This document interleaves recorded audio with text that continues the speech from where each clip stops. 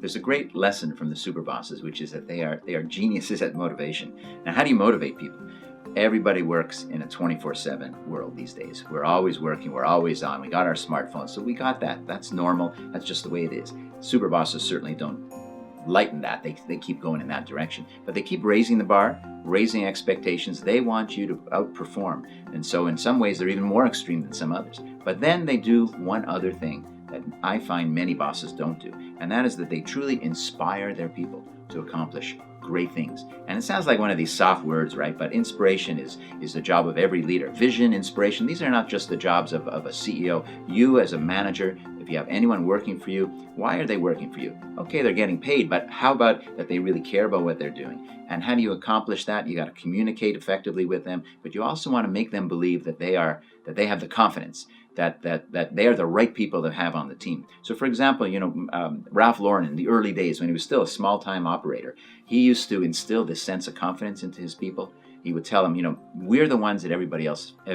follows. We're the ones that set the standard, and you can't fake a thing like that. It's got to be authentic. And if it is an incredible motivational story for them. So Superbosses are really great at motivation because they didn't forget the more emotional human element of inspiration, confidence building.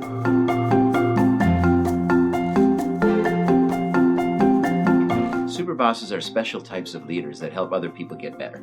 They are leaders in all kinds of different fields. There are people like Ralph Lauren in fashion, Lorne Michaels in comedy, Tommy Frist in the hospital industry, Julian Robertson in hedge funds, and they do a bunch of things that really differentiate them from other bosses, from other leaders.